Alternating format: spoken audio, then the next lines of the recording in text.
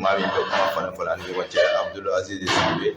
ale bɛ Faransi an bɛ dugawu kɛ Ala ka segin n'a ɲuman ɲɛ ka na anw yɛrɛ ɲuman sɔrɔ yan an man to Faransi ka foli di Amina Sidibe a n'a jɛ ɲɔgɔn na teri minnu b'an lamɛn bɔlɔlɔ sanfɛ Sisoko an bɛ sɔgɔma bɛ foli d'an ma an tɛ ɲinɛ Mustafa Jara n'a ka denbaya Espagne kaw fɛ yen k'an fa n'an karamɔgɔ Sheikh Nahidra Sirifu Serafa ka dugawu ka yan bɛ dugawu kɛ fo Buguba la ba kuma sɛbɛn laginɛkaw fɛ k'u ni sɔgɔma k'a yira la k'a fɔ faso jɔ kɛnɛ ma ko tɛ parti ko tɛ association ko tɛ an ko an faso Mali ye fɛnba de k'anw ye f'an fana k'an yɛrɛ ɲininka k'an ka mun kɛ an faso Mali ye an kana sigi k'an bolo fila d'an sen kan k'an faso Mali ɲɛtɔla lajɛ maa damadɔni fɛ an y'o de fɔ n ko jamana in maa si tɛ bɔ yɔrɔ wɛrɛ la ka na kɛ anw sago ye an de bɛ se ka Mali k'an sago ye Ala ka Mali kɛ a denw sago ye k'aw fo ka aw waleɲuman dɔn bi ye juma ye bi ye kutuba don ye n'u tɔgɔle bɛ kuma so kɔnɔ an b'a yira la k'a fɔ kutuba don bi an bɛna an da don a la an ka jamana kɔnɔ ko la ani Ala ka jɛ inshallah bi an bɛna da don fɛn min o de ye kuma an b'a ɲini Ala ta'ala fɛ Ala ka fɛn bɔ an da min bɛ jamana jɔ Ala kana fɛn bɔ an da min bɛ jamana in ci Ala kana an da fara kuma Ala kana o don an da ka segin k'aw fo k'aw don kira man Ala ka ɲini Ala ta'ala fɛ Ala ka juma hɛrɛ di ne na aw bɛɛ lajɛlen ma Ala ka an ka jamana Ala ka basigi Ala ka hinɛ an ka banbaatɔw bɛɛ lajɛlen na ka segin k'aw fo k'aw don kira man n'u tugu bɛ kuma so kɔnɔ yan an b'a ɲini aw ye tarawele fɛ Ale ka an bilasira an ka bisimila an kana diya ɲɛmɔgɔw sɔndi ten an k'u kɛwale kɔrɔ lajɛ u ye mun k'u faso ye u ye mun k'u ka jamana ye u ye mun k'u ka sigida ye n'an y'o lajɛ an man ka fili abada cɛbaw bɛ yen musobaw bɛ yen n'an y'u bila u jɔyɔrɔw la jamana in caman bɛ bɔ a kɔlɔlɔ la parce que k'aw fɔ k'aw don kira man la Nungutogo i ni sɔgɔma Prince k'i fo k'i barikada maa o maa b'an lamɛn nin waati in kɔnɔna na ka bɛɛ don kira manto na n ka foli bɛ daminɛ n balimakɛ mɛn t'a la an ka taa n'o ye USR ɲɛmaa ye fɔ Europe maa o maa b'an lamɛn k'o fo k'o barikada laadala foli la ka foli daminɛ an ka directeur la k'a ka denbaya fo Bamako ani Paris n'an bɔr'o kɔnɔna na n bɛ foli lase ka cɛkɔrɔba fari ɲininkali kɛ ka denbaya ɲininkali kɛ dugawu kɛ n ka taa hali bi o balo da hirimɛ Ala k'a nɔgɔya Ala ka n'an malo sutura bɛ Ala de bolo Ala k'a ɲɛfini bɛ silamɛ min bɛɛ b'an lamɛn ka bɛɛ fo ka bɛɛ don kira mantɔ na n'an y'o ɲininkali kɛ n ka taa cɛkɔrɔba fari ka ɲininkali kɛ kɔrɔ ka na man di awi a tun tile fila in na ka taa ale yɛrɛ fari tun man di Ala ka hakili afisa la a yɛrɛ bɛ kɛnɛ kan ka dugawu k'a ye n ka taa Ala ka a kisi n ka taa bana ma Ala ka an jogo k'an kɛnɛya an ka cɛkɔrɔba ma n'o ye Hayidara ye an ka duguba la nin waati n'a sigilen don k'a lamɛn a sigilen b'a ka bolo k'a b'a lamɛn ka dugawu k'a ye n ka taa pour que ale yɛrɛ ka dugawu ka anw bɛɛ lajɛlen parce que Seku ka dugawu ti bi an ka Hayidaraw bɛɛ lajɛlen k'o fo k'o barikada nin kɛnɛ in kan ka n'an ye foli kɛ n ka taa n kɔrɔ Vugula a n'a muso n ka taa Fantala ka dugawu k'o ye n ka taa ka dugawu kɛ n ka Sila n'o ye n ka cɛkɔrɔba ye n baw bɛɛ lajɛlen o b'an lamɛnna yɔrɔ bɛɛ nin waati in na ka dugawu kɛ aussi Maître Demba n ka woloba n'o ye Asan n ka Astan ye nin waati in kɔnɔna na Adam Safurulaye n ka an ba n ka waati in na a fari man d'a la a ko k'a f'i ye n ka ko a kana radio yɛrɛ lamɛn ten n ka mais a ko a ma se ka radio lamɛn a gɛlɛyala a bolo k'a f'i ye k'i ka dugawu k'a ye nin waati in kɔnɔna na an b'a ɲini Ala subahana wa taala se b'ale de ye n ka a ka se k'a fari lakɛnɛya an ka musokɔrɔba bɛɛ b'an lamɛn nin waati in kɔnɔna na Master Sumi basigilen don k'a lamɛn an b'a fɔ k'a barikada an bɛ foli lase aussi Yeli Fuso basigilen don nin waati in na a b'a lamɛn na Salabadi n ka taa ani n ka musokɔrɔba Fata ninnu a bɛɛ lajɛlen mana Mayiga n ka taa bɛɛ lajɛlen ka taa o sigilen don nin waati in na k'an lamɛn Baramu Dunbiya an ka taa ni émission bɛ ban an b'o ka foli kɛ donc ka bɛɛ don kira mantɔ na k'a fɔ aw ni sɔgɔma nin waati in kɔnɔna na ka dugawu kɛ taabaw ye n ka n'o ye Sumala Sise n wolofaw n ka ani Amadu Tuman Ture ani silamɛsiw bɛɛ lajɛlen ka dugawu kɛ n ka taa jamana ye n ka taa maa o nin jumadon in na n ka taa k'i fari man di n ka taa an bɛ dugawu kɛ se bɛ Ala subahana wa taala de Ala hinɛw la donc i ka kɛ fari jagabɔ ye se bɛ e de ko k'an k'i deli Ala nin waati na gɛlɛya min b'anw ka jamana kan an b'a ɲini fɛ n ka taa i ka jamana in ta ka bɔ anw kan Ala jamanadenw bɛ ɲɔgɔn fɛ ka ɲɔgɔn sɔrɔ bi kɛnɛ min kan ka ta ka kɛ kɛnɛ barakama ye Ala a kɛ sababu ye pour que dunya k'an lamɛn Ala anw bɛnna kuma min kan e de ko n ka taa ko se bɛ e de ye e de ko k'an k'i deli an b'i deli Ala i ka jamana in ka taa i ka fɛn bɛɛ kɛ jamanadenw ka ɲɔgɔn sɔrɔ an bɛ foli lase bɛɛ lajɛlen ma k'a fɔ bɛɛ ye aw ni sɔgɔma aw bɛ yɔrɔ o yɔrɔ ka sara fo ka bɛɛ fo ŋa tɛ donc ka sila fo n'o tɔgɔ bɛɛ lajɛlen laminɛ an bɛ taa ni an ka bi kutuba ye bi kutuba bɛ boli taamasi 3 ɲɔgɔn na kan fɛn min ye lakanabaliya komi an ka laadala ye n'an ye kumana sisan an ka jamana ba in ma an ka jamana min ni ale ye CEDEAO yɛrɛ sigibaa dɔ ye ayiwa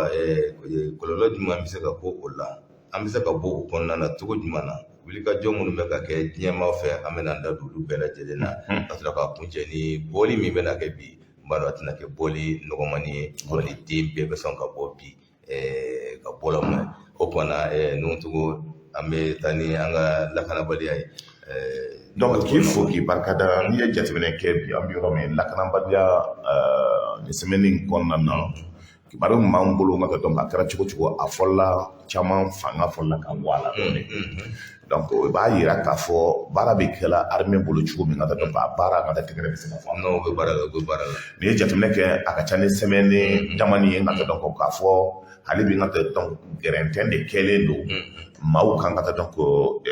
maa min ka dɔn n'u ka tiɲɛni barika bonyalen don cogoya dɔw la donc o y'o yɛrɛ yɛrɛ bilen n'i ye jateminɛ kɛ tumanin dɔ la Kayi mara la ŋa ka dɔn ko Sikaso mara la pour que buntenni min bɛ da la o kan bi Bankasi mara la sira min bilalen don ka daminɛ Wɔ ŋa ka taa tɛmɛ Baɲangara ka taa Wɔ ŋa ka taa Koro fanfɛ ŋa ka dɔn o sira in bi ŋa mɔgɔw b'a fɔ alhamdulilayi ŋa maaw bɛ se ka taama n'i y'a ye ko an balima dɔgɔnɔw bɛ kariya k'a fɔ ŋa ka dɔn ko bɛ gouvernement félicité ça veut dire que yɛlɛma de donna ko la parce que tuma dɔw tun kɛra ŋa ka dɔn ko sira in kan i tɛ se ka semaine kelen kɛ n'i ma su ko kuma mɛn n'i ma attaque ko kuma mɛn o yɔrɔnin na ŋa ka dɔn ko ka taa kulu kan ka taa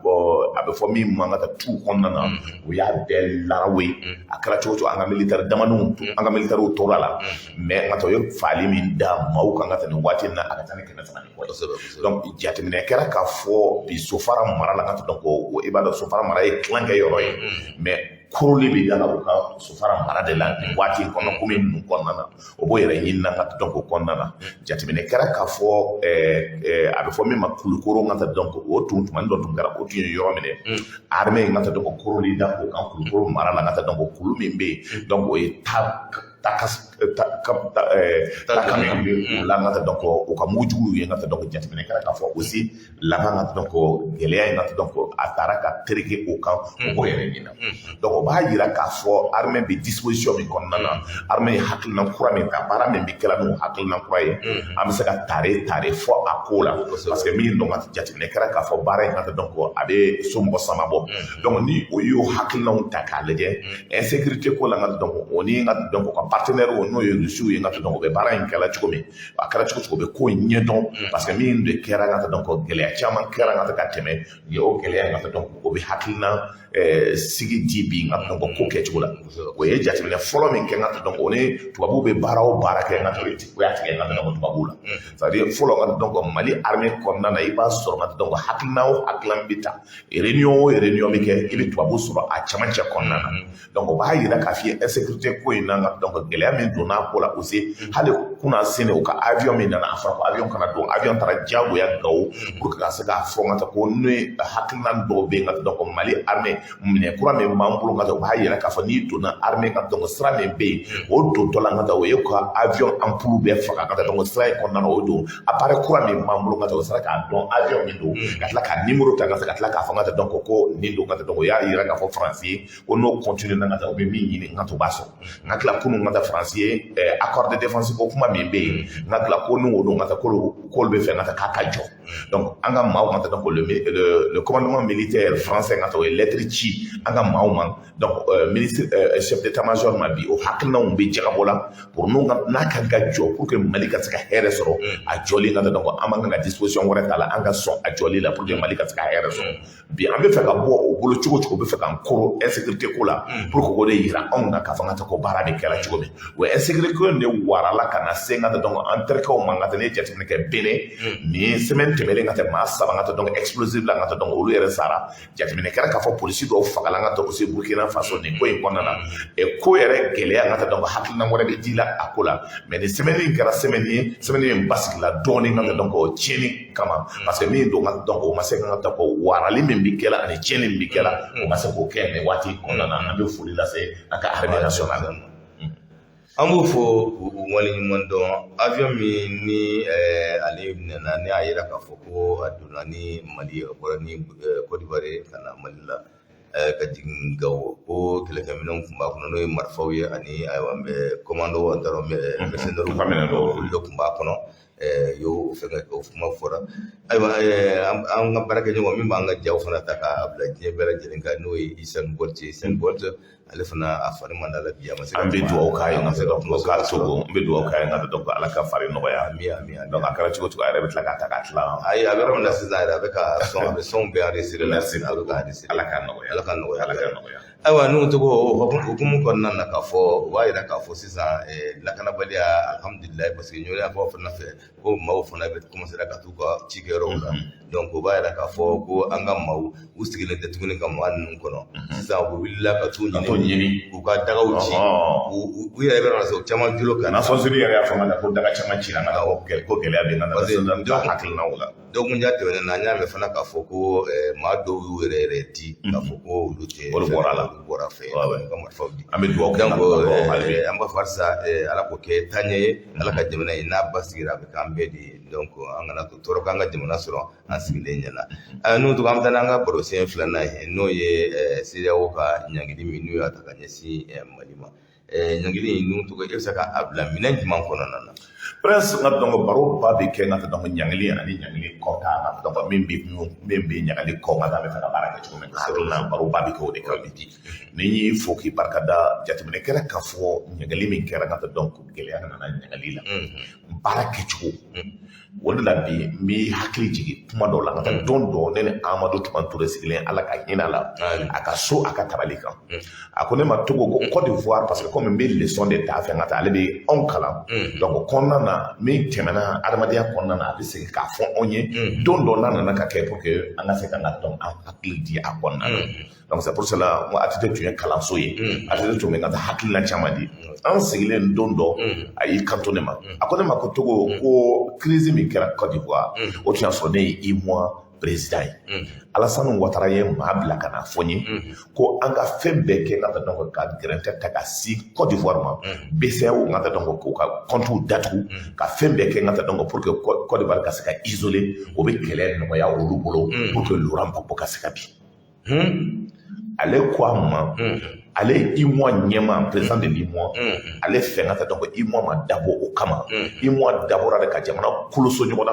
baaraw ka kɛ ngata sɔrɔ ka se ka kɛ jamana ka se ka bɔ ɲɔgɔn na jamana ka se ka donc hɛrɛ sɔrɔ a ko k'a dabɔ ngata k'a fɔ ka taa ngata grɛntɛ ta k'a di k'a kɛ politiki kɛlɛkɛyɔrɔ ye IMOA ma dabɔ kama n'a kɛra bangala kɛ tiɲɛ o don ale banna Alassane bolo kɛtaka waati in kɔnɔ ni hakili b'a la Alassane y'a woloba a n'a a balimaw olu bila ka bɔ kalifa Mali la o don wa Alassane de bɛ ŋaniya juguya la bi Mali contre la a ka poste min a y'a kɛ ngata donc don min o ye décision ta Mali kama ka Mali suspend yɛlɛli la Mali la ngata donc k'olu bɛ Mali ka population k'olu bɛ baara de kɛ la ngata pour que se olu ka o ni ngata donc ka se ka fɛn bɛɛ kɛ pour que hɛrɛ ka se ka olu ni ma donc o ye dɔgɔyama de ala kana barika don Alassane na donc n'an bɔra o kɔnɔna na Alassane y'o hakilina min ta ka bɔ parce que bi n'i ye jateminɛ kɛ tubabu kɛlen ka baara min kɛ nka tuma dɔ la o ye banque mondiale dilan maa fila ka taa n'a ŋaniyaw ye ko kelen ye parce que banque mondiale ka taa donc o ye États-Unis ta ye FMI o ye France ta ye ça veut dire farafin ninnu juru bɛ minɛ n'o ye olu de bɛ juru don anw na olu de b'a fɔ an k'a kɛ tan an ka sanu b'olu de bolo an ka fɛn bɛɛ b'olu de bolo olu de bɛ France CFA garanti donc o kɔnɔna na ka taa donc juru min ka di o b'a kari ka don an kan na min ka di o b'a minɛ ten k'a fariya baara donc o banque mondiale kelen ka taa donc ani o FMI kelen olu de jɛra tuma ni dɔ la ka taa donc n'i ye jateminɛ kɛ crise ninnu kɛcogo la histoire kɔnɔna na olu de jɛra ɲɔgɔn na olu de jɛra ɲɔgɔn bolo ka fagali fɔlɔ min kɛ n'o ye Kadhafi fagali ye parce que Kadhafi o don a tun ko k'a bɛ satellite d'a ma Kadhafi o don a tun ko k'a bɛ banques dilan k'a d'a ma an kana taa juru ta banque mondiale ni FMI na Kadhafi o don ale de ko k'a bɛ fɛn bɛɛ kɛ k'a d'a ma pour que an ka se ka bɔ gɛlɛya kɔnɔna na banque mondiale ani FMI n'o ye États-Unis ni France o farala ɲɔgɔn kan ka fɔ n ka ko muso ko tɛmɛna n ka taa donc muso ko kɛlɛ kɛra n ka taa donc Kadhafi ani n ka Sarkozy kan o tugula Sarkozy kɔ kan ka taa Kadhafi faga o Afrique jamanadenw dɔw comme Sénégal ni hakili b'a la wadu ninnu o dɔw ka taa olu de kɛra sababu ye ka taa kɛlɛ kɛ n ka taa dɔn k'a fɔ n ka dɔn ko ka Kadafi faga ko parce que Kadafi bɛna ka dugu dɔ bombarder maa min banna o don o kɛlɛ la o tun ye Amadu Tumani Ture ala ka hinɛ a la nin baara bɛɛ kɛra ka taa n'i ye jateminɛ kɛ tuguni duniya kɔnɔna na tellement nkalon bɛ tigɛ ka da jamanaw kan k'o kɛlɛ n'i ye Irak jateminɛ kɛ Bush père ani Bush na donc a denkɛlama min nana pour que Saddam Hussein de la ka ko k'ale la pour que k'o régler o bɛnna kan ka da ko Saddam Hussein ye tiɲɛni kɛ nka donc o taara don dɔ seliba dɔ la n ka ka juru don a kan na n ka k'a faga an bɛɛ ɲɛna o kɛra diɲɛlatigɛ nin bɛɛ ye nkalon dilanlen donc o nkalon kelen de bɛ dilan na bi anw kama n'i ye jateminɛ kɛ sur le plan international Afrique bɛɛ jɛlen commerce mondial la min b'an bolo ka taa tɛ tɛmɛ 15% kan anw kɔni an ye pays ye an bɛ consommation kɛ n'i ye Mali jate minɛ usine t'an bolo n'i ye Mali jateminɛ ka taa an bɛ baara min bɛɛ kɛ nka min ka di olu b'a kɛ an ka sanu olu de b'a bɔ ka taa feere an ka kɔɔri olu de b'a san ka taa feere cogo min y'o ja min ka di o b'a kan anw kɔni ye jɔn ye an bɛ yen ka tɛ parce que o ye kɛlen ka a lajɛ ka tɛ baara ninnu bɛ kɛ cogo min o ye densiya dɔw dilan den kura parce que fɔlɔ tubabuw de bɛna Banque mondiale ni FMI tɔgɔ la mais sisan ka taa o ye Alassane n'a ɲɔgɔn dɔw dilan farafin min ka tɛ donc n'a kɔnɔna ye tubabu ye o y'olu de ta ka tɛ k'a kɛ Banque mondiale ni FMI ɲɛmaaw ye ka tɛ donc Afrique kɔnɔna na donc bi Alassane mun b'o baara de la hakilinaw ka se ka taa o kɔnɔna na n'i ye jateminɛ kɛ ka taa ECO kuma min bɛ fɔ a ko a ka deli ka fɔ an k'a bɔ ka taa Alassane kelen ani ka donc en son temps ani Macron de tun b'a kuma fɔ an ma deli ka ɲininka ko la donc wari an ka CFA in français dugu ni fitini dɔ bɛ yen CFA in bɛ dilan yen mais n'i taara ni wari ni CFA nin ye français dugu kɔnɔna na a tɛ se ka foyi san Afrique yɛrɛ bɛ jɛlen CFA siya min bɛ yen a bɛ CFA dugu donc o ka CFA dɔw bɛ yen Afrique centrale o ka CFA a tɛ se ka don anw mara yan BCEAO bilalen don ka taa donc ça veut dire n'i ye jateminɛ kɛ nin bɛɛ kɔnɔna na hakilina min don pour que n ka taa donc an ka sɔrɔ ka bila yen min ka di o b'o kɛ n'an ka sɔrɔ ye donc Alassane ninnu bɛ baara de la donc o kɔnɔna de la n ka taa réunion dɔw kɛra kɔsa na dimanche la mun na ni kuma bɛɛ jɛlen ye a fɔra k'an ka taa élection na a mois de février fɔlɔ min kɛra coup d'état fɔlɔ min kɛra ka taa o wulila ka jɔ mankanw kɛra an sigila an kumana o 18 o 18 kelen min kɛra ka taa o y'a sɔrɔ Bandaw ye ɲɛmaa ye premier ministre ka dan Muktar Wade o kɔnɔna na baara nana ka kɛ nimisawasa ma sɔrɔ a la an denw an dɔgɔninw o y'a essayer ka kɛ transition olu ka hakilina na k'o ye transition ya hakili b'a la an ka radio na n b'a kuma fɔ la n ko ni wari kɛra premier ministre ka to bureau kɔnɔ n'a y'a ban ka bɔ o bɛ Bandaw ka taa o b'a ka fanga ci donc o Bandaw kan ka jɔ a jɔyɔrɔ la parce que maliyɛnw dara ale de la o dalen tɛna ni wari o don kuma ma faamuya wari tora bureau kɔnɔ yɛlɛma kɛra ala y'a kɛ denmisɛn ninnu bɔra don min o ye Bandaw minɛ o y'i kanto n ka taa ko a k'olu ye Bandaw minɛ ko parce que n ka taa k'a ye nin kɛ k'a ye nin kɛ n ka taa n ko a ye nkalon tigɛ n'a ye bɔ ka kuma tiɲɛ ala nana kɛ olu yɛrɛ tilala ka bɔ k'a fɔ ko tiɲɛ yɛrɛ la ko kɛlɛ b'anw ni ɲɔgɔn cɛ n'a tun ma Bandaw minɛ an bɛ ɲɔgɔn fɛ ka taa ɲɔgɔn kɔnɔ ne ko komi a ye tiɲɛ fɔ aw ye baara kɛ tɔgɔ cogo o nana Choguel mais jateminɛ kɛra k'a fɔ Choguel nalen Choguel tun bɛ bɔ ka kuma mɔgɔw fɛ Choguel bɛ taa mɔgɔw nɔfɛ Choguel bɛ déclaration kɛ Choguel bɛ politique action kɛ mais wani y'a ka si bɛɛ kɛ wani ma deli ka bɔ ka kuma mɔgɔ fɛ wani tɛ taa mɔgɔ nɔfɛ wani tɛ kuma mɔgɔ fɛ o de nana ka gɛlɛya lase Bandaw ka fanga n'o tɛ n'i ye Hasimi ni Bandaw jateminɛ k'a lajɛ parce que foyi tɛ kuma o mais min don fo tuma dɔ n y'a f'i ye ko Bobo bɛ se ka kɛ président ye donc tuma dɔ tun kɛra n ko n'o ma aussi maaw lamɛn k'a fɔ n ko jeunes don u tɛ fɛn dɔn ka dɔn ka deli ka commandement kɛ a tɛ se ka kɛ mais o don o tun ni Adema RPM olu de tun bɛ baara kɛ o y'a sɔrɔ M5 y'a ka kɛlɛ kɛ pour que ka na fanga nin hakilina ninnu nana ka sigi cogo min k'a fɔ k'an ka taa 9 mois tɔ min tora ko élection bɛ se ka kɛ kɔnɔna na o ye jateminɛ kɛ k'a fɔ n ka taa o tilalen ka passer CNT ɲɛ na a fɔra ko élection tɛ se ka kɛ n ka taa o jateminɛ o ye électricité na o k'a fɔ anw de y'a fɔ ka taa k'a bɛ se ka kɛ mais hɔrɔnya la a tɛ se ka kɛ maintenant a y'a to an bɛna assise kɛ assise belebele n'a ye assise kɛ an bɛ bɛɛ lasigi o kɔnɔna na min bɔra o kɔnɔna na an b'o ɲɛfɔ aw ye ala nana ka kɛ assise kɛra ka ban k'a daminɛ togodaw la fo ka na Bamako yan assise tilalen tile fila o ye chronogramme kɛ ka mɔgɔ bila ka taa n'a ye ka taa ministre des affaires étrangères a ministre de l'administration territoriale ani Zeni Mulayi ka taa min ye assise ɲɛmaa ye o taalen k'o di ka taa o ye CEDEAO ɲɛmaa sɔrɔ ka taa donc Ghana o ye a d'a ma o mercredi ka taa donc a ye Jonathan bila ka na Mali o nalen ka taa donc o kumana a ko faamaw ko ngata donc président tɔw ko 5 ans ka ca donc après au-dessus de là olu ko ma kɛ 4 ans o 4 ans kɔnɔna na o ko i filɛ ka taa Jonathan n'aw taara ni CEDEAO ye min bɛ fɔ ka bɛn a kan an tɛ bɔ o kɔnɔna na mais an kɔni bɛ 4 ans kɔni proposer o taara n'o ye olu de ka décision ta ka 4 ans de analyser k'a lajɛ k'a fɔ an bɛ kalo 3 d'aw ma an bɛ kalo 6 d'aw ma an bɛ san 1 d'aw ma an bɛ san 2 d'aw ma on b'o kɛ donc o ye d'abord i mois ta ka fara ɲɔgɔn kan a tɛ ye min fɔ ka taa olu de ka donc Burkina président ka jɔ a jɔyɔrɔ la a ye fugariya kɛ ka jɔ a jɔyɔrɔ la ko ni i mois ko ni CEDEAO ye décision min ta k'o b'o kɔ donc o kɔnɔna na o taara ɲɔgɔn ye CEDEAO ko la an ye jateminɛ fɔlɔ min kɛ o ye décision dɔw ta ka k'a fɔ décision damanin ka donc min bɛ sariya sɔsɔ n'o o y'o ka traité décision fɔlɔ ye jumɛn ye ko CEDEAO ambassadeur min ko i mois CEDEAO ambassadeur min bɛɛ bɛ Mali kɔnɔ ko b'o bɛɛ retiré n'i ye jateminɛ kɛ CEDEAO a bɛ fɔ min ma les ambassadeurs olu bɛ nommé jamana ni ɲɔgɔn cɛ olu de bɛ n'o ka papier di président ma accrédité président b'o reçoit baara bɛ kɛ jamana ni jamana a fɔ ma ko bilatéral donc olu tɛ se ka sigi traité foyi t'o bolo min bɛ se k'a jira k'a fɔ ka dɔn ko bɛ président wuli ko bɛ ambassadeur wuli o ye sɔsɔli de ye filanan ye min ye i mois ma damɔ aussi o kama k'a fɔ ko bɛ décision ta ko an ka sɔrɔ bɛ banque la k'a fɔ ko bɛ n'o datugu ka na ma dabɔ o kan n'i ye jateminɛ kɛ nin bɛɛ la a bɛ hakilina ko kuma fɔ min b'a to n ka tɛ yɛlɛmaw bɛ se ka don a kɔnɔ baara nana ka kɛ fo ka na se yɔrɔ dɔ la o ye décision ta ka tɛ k'a fɔ ko aussi ka tɛ ko an ni partenaire bɛ baara kɛ ɲɔgɔn fɛ o t'u olu ka sɔrɔ ko ye o t'u ka seko ye parce que le problème c'est que le Mali est indépendant mɔgɔ min ka di Mali na Mali bɛ baara kɛ donc o kɔnɔna na ko an y'o min kɛ o ye an ka tɛ donc an ɲali o kɔnɔna na donc n'i ye jateminɛ kɛ n ka tɛ nin bɛɛ lajɛlen na k'a fɔ n ka tɛ donc o bɛ hakilina min ta n ka tɛ programme ko kuma min fɔra ye o da ma don programme kama o hakilina ma don programme kana an ko gɛlɛya b'a kɔnɔna na jateminɛ kɛra k'a fɔ tɛgɛ wɛrɛ bɛ yen min bɛ ka taa gɛlɛya lase la donc o kɔnɔna de la ka sɔrɔ o ye décision ta k'a fɔ ko frontière bɛɛ ka datugu ko avion tɛ na ka taa donc an ka jamana kɔnɔ ko ambassadeur bɛ wuli ka bɔ yen k'a fɔ n ka taa ko kɔnɔna na aussi n ka taa donc o bɛ banque centrale datugu an ka banque ninnu collecté len o bɛ transaction kɛ ɲɔgɔn fɛ o y'o décollecté donc k'an bila an ka taa donc gɛlɛya kɔnɔna na Mali yɛrɛ wulila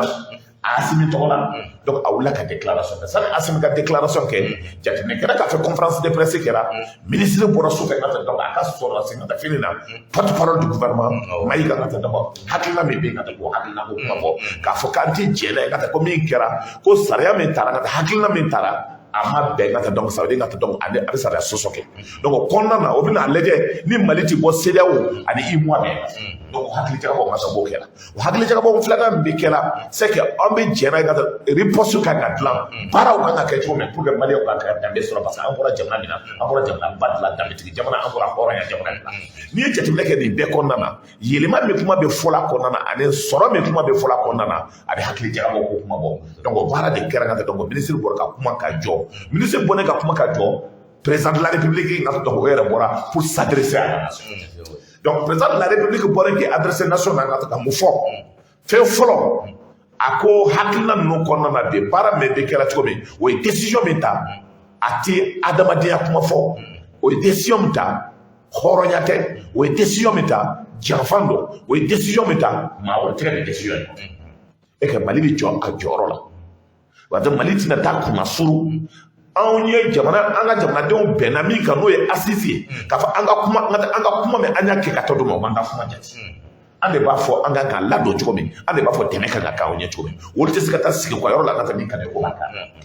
donc o kɔnɔna na ka tila ka weleli kɛ ko jamanadenw bɛɛ ka ɲɔgɔn sɔrɔ tout le monde doit être uni indivisible parce que jamana kɔnɔ hymne national la a bɛ fɔ l'ennemi dedans et de dehors bi hakilina jumɛn bɛ maliyɛnw bolo yecogo jumɛn bɛ maliyɛnw bolo Mali maa kalanlenw bɛ cogo di Mali maa danbetigiw bɛ cogo di diinɛtigiw bɛ cogo di an bɛ se k'an ka kalan kɛ cogo min ka jamanaden dɛmɛ parce que jamana bɛ position gɛlɛman na an bɛ se ka fɔ o kɔnɔna na cogo min baara b'o cogoya la mais ka na sigi ko Mali tɛ se Mali bɛ dɛsɛ o bɛɛ ye kuma wɛrɛ ye n'i ye maliden ninnu togo est-ce que an ka transition mɔgɔw yɛrɛ ma nin gɛlɛya in na fɛngɛ kosɛbɛ parce que tuma min na Jonathan bilala ka na o y'a sɔrɔ olu ye 5 ans de fɔ mais mɔgɔw bɛ ɲinɛ yɔrɔnin dɔ de kɔ a fɔra ko assise la ko bɔra ni fɛn min ye o de ye de 6 mois à 5 ans bon maintenant ninnu ka déclaration na a bɛ komi u y'a yira ninnu na k'a fɔ ko 5 ans maliyɛnw ye 5 ans bon donc o piège kɔnɔna na ni mɔgɔ nu aw yɛrɛ b'a dɔn a tɛ se ka kɛ mais u y'u ka chronogramme fana kɛ ka bɛn a ma élection bɛ kɛ waati min na ka bɛn 5 a bɛ se ka taa fɔ 6 ans na mais o tuma la u b'a dɔn k'a fɔ ninnu diminen don u ye Jonathan ci ka na a nalen munna u ma 4 ans in fana fɔ a ɲɛna ka taa n'o ye joona o fɔra o kuma tigi o dira o programme de dira ko 4 ans de ka ca ko fana ka mais min na an ka denmisɛnnin ninnu ye ka tɛmɛ mun piéger pour que a dɔw b'a dɔn de ko militaire parce que min don ka taa ni 5 ans ye fɔra c'est que aw de kan k'a ta parce que a fɔra de ko jamanadenw ko min ka tɛmɛ o tɛ dɔn bɔ a la o de la ka dɔn a ɲɛma n'o ye assise ɲɛma ye ka o taara i sɔnna donc o taalen k'a fɔ ye olu de kan k'a ta k'a fɔ ka tɛ non 5 ans in ka ca 4 ans ka ca mais an bɛ 2 ans de proposal n'a y'aw ban 2 ans na an bɛ sanction de k'a kɔnɔ et an b'an ka taxation bila u ka na aw dɛmɛ ka baara kɛ donc déjà an b'a su pas à pas pour que a lajɛ baara kan ka kɛ cogo mais u m'o kɛ o u y'o ban de ka taa dɔw k'o kɛ tout simplement pour régler des comptes au Mali n'i ye France ka déclaration mɛn ka taa France ko le ministre des affaires étrangères français ko bɛ na fɛn bɛɛ kɛ ka fiɲɛ tigɛ anw na ka an asphyxier pour que ka Mali kana se ka taa ɲɛ États-Unis ta n b'a faamuya parce que olu bɛ banque mondiale la u bɛ balo ka taa anw joli la France ta n b'a faamuya ka taa u bɛ FMI na u bɛ balo anw joli la donc les Maliens doivent comprendre mais o de la ka taa décision min kan ka taa Nations Unies na Chine ani Russie ye tabali mɔgɔ k'a fɔ ka tɛ sɔn ka d'accord maintenant décision ma se ka taa anw nɔfɛ n'o tɛ min tun bɛ na kɛ n'o tun ye décision ta anw nɔfɛ France ka taa min kɛra Irak la France tun b'a bɔ Mali France tun bɛ kɛ ten bɔ Mali est-ce qu'il y a rien pour que ça soit imposé maintenant comme les Nations Unies a bangata donc leur seul besoin comme les Nations Unies en son temps Irak ka wati là au son ngata donc pour que Irak ka se ka frapper les Nations Unies ngata donc en son temps France ka wati là au son ko Libye ka frapper au hakla clé de beke mais cette fois-ci ngata o tigɛ haje parce que ani dambe tigɛ de horo ni ça veut c'est pas on y ngata donc o te min donc Allah subhanahu wa ta'ala ma donc o de kɛra France bɛ min ɲini na France ma se ka sɔrɔ France bɛ fɛ ka tiɲɛni min ka kɛ France ma se ka sɔrɔ donc la France est tombée dans une situation de piège denmisɛnninw ye min ta bɔ ye mais jateminɛ kɛra k'a fɔ bi tout le monde est unanimement d'accord parce que France de b'o kɔ France b'o kɔ mun na parce que France yɛrɛ b'a ka avion tigɛ anw na mun na olu ma France ye 16e pays de ye i moi c'est là là donc an m'o faamuya et en même temps aussi an ko n ka donc décision gɛlɛya b'a la cogo min France fana an ni Ghana tɛ ɲɔgɔn fɛ o France pas la année France la année Nigeria ti ɲɔgɔn fɛ o donc i mo ka décision la olu bɛ se ka don cogo min banque ka datugu olu ɲɛna olu k'o dasabo olu k'o fara en quoi et on a dit aussi Ghana président kan ka min faamuya Ghana bɛ position na Ghana tun ye zondugu ye Ghana tun ye n ka donc an bɛ Ghana u ka yɛrɛ feerela an tun b'olu musow de ye n ka donc olu Ghana ye maa min nana k'o ta ka bɔ Ghana kan ka baara di Ghana ma ka Ghana dilan ka kɛ jamana danbetigi hɔrɔn ye a kɛra ka jate n'olu si jɔn'olu si qui est militaire o militaire de ye baara kɛ n ka pour que hakilinaw ka se ka don donc n bɛ Ture fɔ kosɛbɛ voilà an tun bɛ na donc n b'a fɔ kosɛbɛ n ka donc nin ye n ka cɛ ye n ka donc ni bɛ yɔrɔ o yɔrɔ n ka donc ale bɛ yen donc a y'a ka fo k'a barika da donc a bɛ baara min na n ka ka dugawu k'a ye n ka donc ale ye n ka aussi n ka ale y'a ka direct la n ka ka Ture fo k'a barika da donc n'i ye jateminɛ kɛ nin bɛɛ kɔnɔna na hakilinaw bɛ ta cogo min donc hakilinaw bɛ ta ye cogo bɛ kɛ cogo min donc o bɛ hakilina kura d'an ma o de jamana ka se ka bɔ gɛlɛya kɔnɔ maintenant le problème je dis n bɛ hakilina fila ye la dans cet temps n bɛ mɔgɔw ɲini o ka sabali parce que n dɔgɔnin in ka donc a bɔra l'autre jour donc l'honorable député ko ni mɔgɔ ye yɛrɛ kɛ ka ko o tigi kantigɛ u k'o fa mais an kana passion ni fɛn jateminɛ ka donc démocratie ye min ye o ka bɛɛ to bɛɛ k'i ta fɛ mais min don danbetigi ni hɔrɔnw kan ka baara kan ka kɛ cogo la donc n'i ye nin bɛɛ jateminɛ k'a kɔnɔna na pour nous aujourd'hui Mali bɛ position min na an bɛna bɔ a la cogo di hakilinaw kan ka ta an kan ka bɔ a la cogo di kosɛbɛ prince ne fɛ n ka to baara de kan ka kɛ k'a fɔ Mali bɛ se Mali tɛ se ou n ka n bɛ n dɔgɔnin Etienne lamɛnna ko Mali bɛna dɛsɛ dans 2 mois Mali bɛna dɛsɛ parce que j'ai dit à mon frère Etienne n'an bɛ jamana fɛ parce que tu es parti à l'école tu es économiste baara kɛ jamana ka bɔ gɛlɛya kɔnɔ o de ka di donc n'i ye baara kɛ cogoya dɔ la n ka k'a fɔ k'i bɛ jamana in enfoncer n'o tɛ a man di maliyɛn foyi pour que bi an bɛ crise min kɔnɔna la an ka bɔ crise in kɔnɔna la donc k'a fɔ a ka di maliyɛn bɛɛ ye an ka bɔ a kɔnɔna la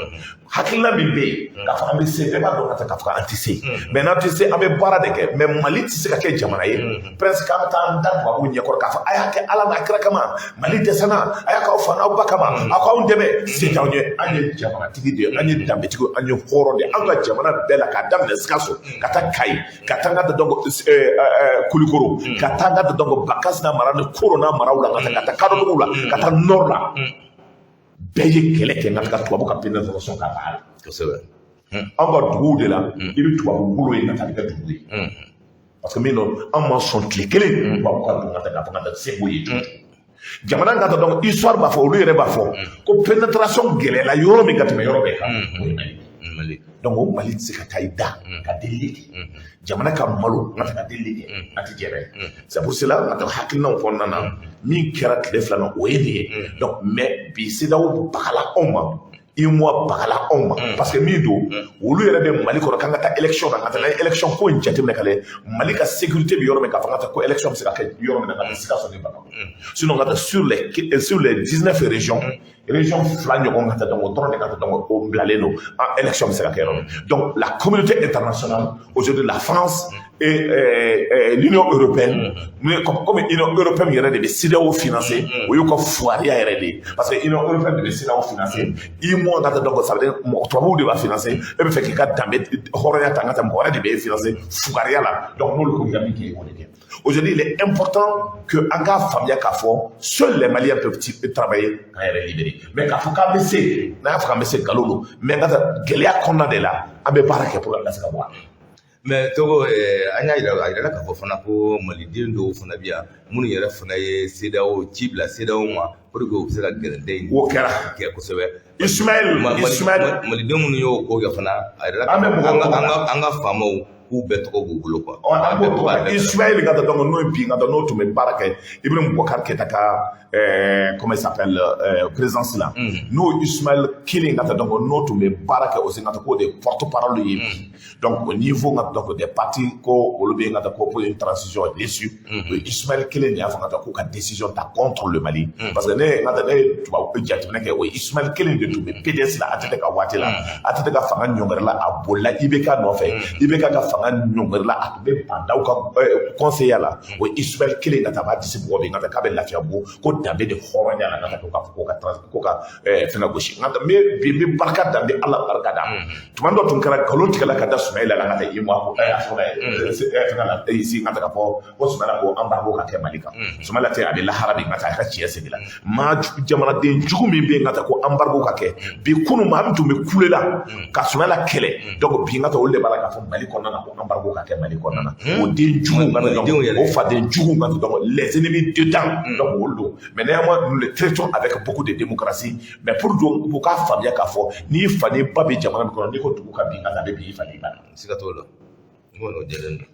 ayiwa n'u Togo kɔni an b'a yira k'a fɔ o tɛ fɛn na bon Mali an bɛ se ka mun de kɛ sisan malidenw kan ka mun de kɛ pour que an bɛ se ka bɔ nin kɔlɔlɔ in kɔnɔ joona joona joona. o de la welekan dira président de la République bɔlen ka taa kuma na ka taa welekan di k'a fɔ bɛɛ ka ɲɔgɔn sɔrɔ bi e tuma don à partir de 15 heures wele kɛlen don Mali cɛ ani muso ka taa maa o maa b'an lamɛn togodaw ani Mali ambassadew bɛɛ lajɛlen ka taa maliyɛn min bɛɛ bɛ yen bɛɛ b'an lamɛn na k'aw bɛɛ ka ɲɔgɔn sɔrɔ Mali ambassadew la aw bɛɛ ka ɲɔgɔn sɔrɔ bi ka taa donc aw ka cercle la aw bɛɛ ka ɲɔgɔn sɔrɔ aw ka arrondissement na aw ka ɲɔgɔn sɔrɔ commune na cɛkɔrɔba musokɔrɔba denmisɛnnin ka taa bɛɛ ka bɔ k'a yira communauté internationale o bɛ siran fɛn kelen min ɲɛ o ye jamana ye o ye jamanadenw ye o ye n ka taa maliyɛnw ye donc ko k'a bɔ k'a fɔ ko ka taa ko ka 5 ans de transition ma o ma ɲininka aw fɛ ko k'a bɔ ka taa fɔ ka taa ko a ba la France o ma ɲininka aw fɛ min ɲinina dɔrɔn ko libérer le Mali libérer le Mali an bɛ fɛ an ka bɔ nin ko la ka taa anw yɛrɛ pressé don ka tɛmɛ o kan et que a ka kɛ cogo min ko ka maliyɛndenw o ye hakilina min fɔ k'o hakilina ka taa an kɔnɔ. Donc, kuma dilen b'o ma cɛkɔrɔba c'est pour cela aujourd'hui jateminɛ kɛra k'a fɔ ka taa o discours in kɔnɔna na premier ministre bɛ kuma ta au nom de la République du Mali n'an bɔra o la ka taa donc diinɛ ɲɛmaaw olu bɛ kuma ta n'an bɔra Bamako tigiw bɛ kuma ta n'an bɔra M5 mɔgɔw bɛ kuma ta n'an bɔra structure o structure n'a bɛ gouvernement soutenir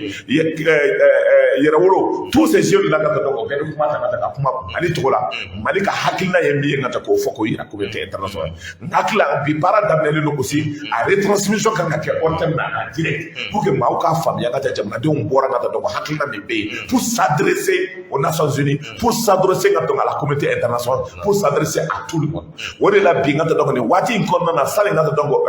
juma ka seli ni juma selila ka ban aw bɔra misiri la a ɲinilen bɛ Bamako cɛ ani muso bɛɛ bela jele fe mamo mambu giga fari I fari bi senga ta I fari ka segi I sembo I kono koro ka senga ta do yoro na ta wule la chokoroba musokoroba demsenuma pour que beka do ka fo seulement le Mali doit être libéré ambi yoro be on yoro pressé do Mali ka bo ngeli akona donc o bara bi kele do jamana dembe de wele do façon keneka c'est comme domi morbo gena ka bo ngata donc Sénégal a natola ngata o yara yi mu wuli ka bo chobi Mali on bora domi ka morbo kono o don de sera dametigi don de sera halalaw ka don de sera horon ka don de sera kabilatigiw ka don de sera maabaw ka don de sera halalaw ni dametigi ngata donc o de wele no keneka n'ala sɔnna bɛɛ bɛ bɔ ka taa Mali soutenir ka taa an ka jamana marabaaw transition soutenir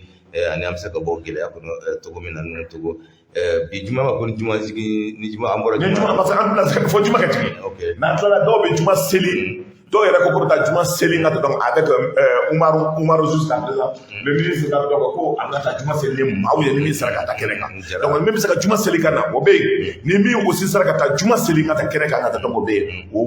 wele kan de bilalen don maliyɛn cɛ muso bɛɛ lajɛlen don hali ni bɛɛ bɛ bɔ ka jɔ I ka dunda de la k'i tigɛ kɛ tan soutien au Mali soutien à notre peuple soutien à l'armée libérer le Mali donc c'est une très bonne chose donc a ɲinilen don yɔrɔ bɛɛ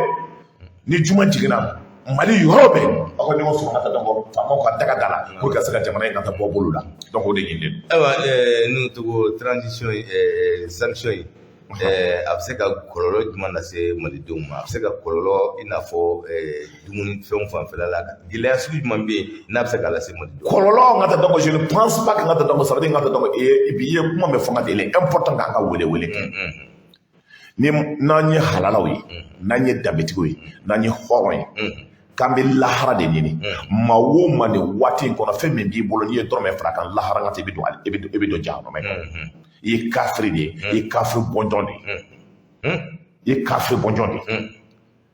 parce que kafiri ya ŋa ta ka surun ni fɛn bɛɛ ye parce que dɔrɔmɛ min y'a dɔn ŋa ta lahara ŋa ta I ye tasuma de don I ye jinaya wari de don I ye dulɔ wari de don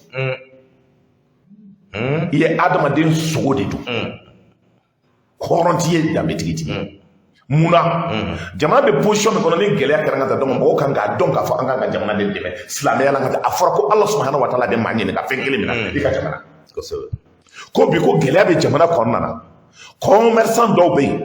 o fɔlɔ ka tulu dɔw ye k'a sɔrɔ aw ma taa sɔrɔ ko wɛrɛ ta yɔrɔ wɛrɛ ka na e ye kafiri ka sukaro yɛlɛma e tɛ danbetigi ye I tɛ hɔrɔn ye I tɛ halala ye. C'est pour cela que donc ne ko ngata ko jamana gɛlɛya bɛ k'e bɛ balo la Ala kana barika don I la Ala k'i ka nafolo ta ngata donc kɔlɔlɔ la Ala ka banajugu kari ngata I kana ni y'a jamana bɛ problème min la jamanaden bɛɛ de kan ka baara kɛ pour que jamana ka bɔ nin gɛlɛya kɔnɔ an y'a ye dɔw aw ma taa siman fura ta ka na siman tɔw bɛ yen a ye dɔ fara siman sɔrɔ kan tulu a ye dɔ fara kan jaba a ye dɔ fara kan o ye mun kafiriya baara ye ngata jamana kɔnɔ jamana ka kɛ n ka taa gɛlɛya ka kɛ a ka di dɔw ye jamanadenw kan ka taa a kana se ka sogow a bɛ taa dɔ fara o contraire bi n ka taa jateminɛ kɛra k'a fɔ anw ka sogow de tun bɛ taa an ka misiw de bɛ ta ka taa Dakar k'a faga ko parce que abattoir ɲɛnama t'an bolo o de bɛ na Nations Unies mɔgɔw ka taa dumuni kɛ o sogo bɛ bɔ Dakar mais sisan kɔni k'a fɔ n'u ye yɛrɛ dun donc sogo bɛ bɔ Mali la yan parce que avion tɛna o ye kelen ye de deux an ka commerçant dɔw bɛ an b'u fo ko barikada n'o ye Tuguna industrie ye Tuguna industrie y'anw wele an chargeur ani ka donc ministère mɔgɔw ka taa yira na k'a fɔ ko camion 100 b'o bolo 500 o b'o bila Mali ka disposition na a bɛɛ ye camion kuraw ye min bɛ se ka taa Guinée donc bateau min kan ka taa Sénégal n ka taa donc k'a bɛɛ détourné o ka taa n'a ye n ka taa donc Guinée port la Guinée port ni yan ka sɔrɔ Maliyɛnw ka taa o ka sɔrɔ k'a yira comme CEDEAO yɛrɛ y'i kanto ko tulu bɛ se ka don jaba bɛ se ka don dumunifɛnw bɛɛ bɛ se ka don problème t'o la donc a fɔra ko essence bɛ se ka don an bɛ Guinée an bɛ bi an ye jateminɛ kɛ k'a fɔ a kɔlɔlɔ ko la n ka taa donc ka foli lase maa dɔw ma an ye intellectuel dɔw ye an ye maaba dɔw ye duniya bɛɛ n ka taa o fɔlɔ ka wuli ka jɔ n ka taa ka tabale gosi Mali ye maa fɔlɔw ye jumɛn ye Côte d'Ivoire an bɛ Alpha Blondy fo Alpha Blondy bɔra k'a fɔ ko président ka incompétence u ka maalankoloya baara donc association min b'o bolo l'association des chefs d'État wolu n ka taa donc ka hakili kuntanya la u ka incapacité la o ti jamanadenw ka baara la min na k'o de nana ka to ye décision ta an bɛ Alpha Blondy fo k'a barika da an bɛ Cikɛnija fo Fakoli Si a bɔra k'i hakilina ta fɔ an bɛ Y'en a marre mɔgɔw fo an bɛ Sénégalais fo abe Sénégalais wora ka jonga ta ka fanga ta ko ka militaire ko ka taka bo mali camion ye ka fawlo yer na ka mauke ka centre mo kenga boy fo ka tugo no fe ka ta bolila donc pour que camion ka saka libérer ko fo amo fo ka pour na be fo ngata donc ko barkada aujourd'hui ngata ka opposition me be ngata Sénégalais no e sengo e ka fo ka barkada a wula ka joka fo c'est injuste ka guinéen fo ko fo ko barkada guinéen o minke ka fanga ta ko Mali woni Mali e kele de ngato yayira onga ko angata o porba anga disposition mi kada anga ke ngata do c'est donc ba stratégie na ko pana o ka santala bi ambe guinéen fo ka fo secteur e mi fo amafli ko mon wo e mi fo amafli ko fo ko barkada nanyo fo ko barkada jamana den do be ngata horoya de dambe ko nana go be bara mi kerabi ambe chama fo ka barkada ka zede sem mo fo ka zede sem chef fo ngata donc ay bora ko mariya ko haglesi ni mbalo do ale asene ngata be ni sukoro do aba de bolo ni ngata jaba do aba bolo ni nafe do aba bolo ni pomme de terre do aba bolo ako mariya ka tu kere yere ngata donc ka dina mo fo katina mawfo ka bi ngata ka haidara na ka mugofo ka diko yere fo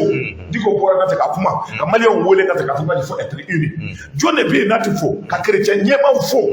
ka ma be ngata dabetike no horo ni halalaw ko be fo ngata ko dum kiramanto na ka fo ayeminke c'est ça ngata la dignité de l'homme c'est ça l'honneur tu comprends c'est pour cela encore politiquement do wulla ka kuma ambolu yere fo dabe ko la mais do ma kuma do ko ka onga donc au politiquement o kan ga don o kan ga mi ko la élection na to la no y député fila ça va soro ça veut dire o yere jafa horo ya la dabe ko nana anga wuli ka jo jamana be position mi ko nana ni ka faso ngata no be jenna ni fa ka dubi jenna ni ga tikala ngata le wuli ka jo ngata pour ka ça ka de maasuri mais aujourd'hui bi ma o ma ko taka wulala ibi ni ga est-ce que dabe tikudu est-ce que horongo est-ce que Blatigo, au porto du Mela, est-ce que mana Dunaya de la, au forme na ferreli de la Katoyawa, est-ce que Halaudo, donc Christian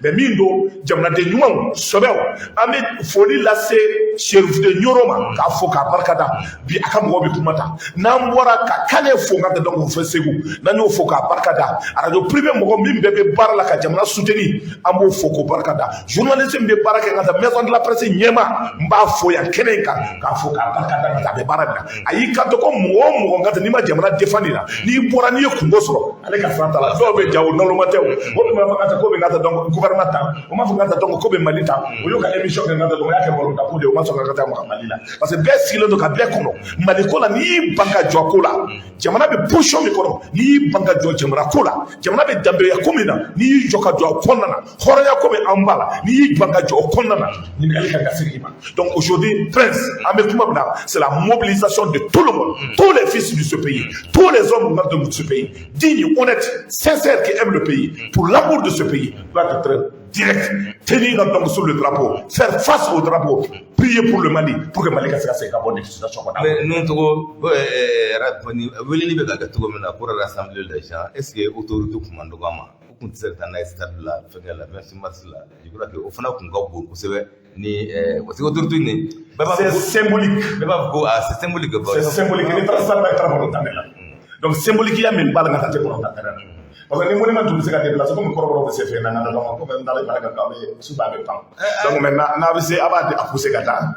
Ama o yere bolla ka comme aw mo jede mle ko la. Aw mo li dum be la bo. Dum be ko la. Mais bon c'est symbolique. Ko do ko wala. Aw na. Ay ante se ga yelba de. Ante se ga pousser gata comme ante se ga pousser gata. Ay pousser gata. Donc amon se ga pousser gata. Donc c'est symbolique à d'abord mina. Mo bita jo fo ye supérieur. Mao bitla kana jo faut que la senga te pabe mayoro la pour montrer au peuple pour montrer à la mi fora ba mi maro la faut Carrefour la ouais faut Carrefour la aussi ngata fara ko moka don courant kele ko la bo de la place de l'indépendance ka boye kana fo pompra na pompra fadila katla ka bo 26 katla ka ta yensi mo favela na point so nga envoyer mais on va envoyer parce que appel qui la tout a frappé de cabo ça veut dire le problème c'est que le micro est installé quand il débat solo et en même temps mun ngo ko ta assise luf na wo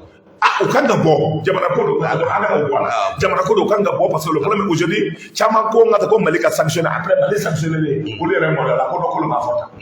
et parce que lo hakla go place kodo bi maliko yi a ka fisa ni ne ni e bɛɛ tɛlen e min bɛ ne lamɛn parce que ne bɛ se ka sa e bɛ se ka sa i fa bɛ sa i ba bɛ sa bɛɛ bɛ taa dɔn mais Mali de bɛ to le Mali b'a dégagé pour l'homme 100 ans ka taa o ye fɛnba ye pour une nation 100 ans de ye donc o kɔnɔna na anw denw de bɛ na diɲɛ ma sigi mɔgɔ ɲɛna a tɛ wuli mɔgɔ ɲɛna a diinɛ ɲɛmaaw a silamɛw a hɔrɔnw a sɔnnikɛlaw a bolikɛlaw maa o maa bɛ se ko la a ye wuli ka jɔ faso de makobaw la o wele kan de bɛ yen surtout les Maliens de l'extérieur aw yɛrɛ aw bɛ se ka min kɛ montrer ça en France aux États-Unis partout là où vous êtes pour faire en sorte que au niveau des ambassades hali n'aw mɔgɔ 30 don prenez le drapeau du Mali parlez sur le Mali faites montrer le Mali montrez l'honneur des Maliens la dignité des Maliens l'engagement des Maliens le patriotisme des Maliens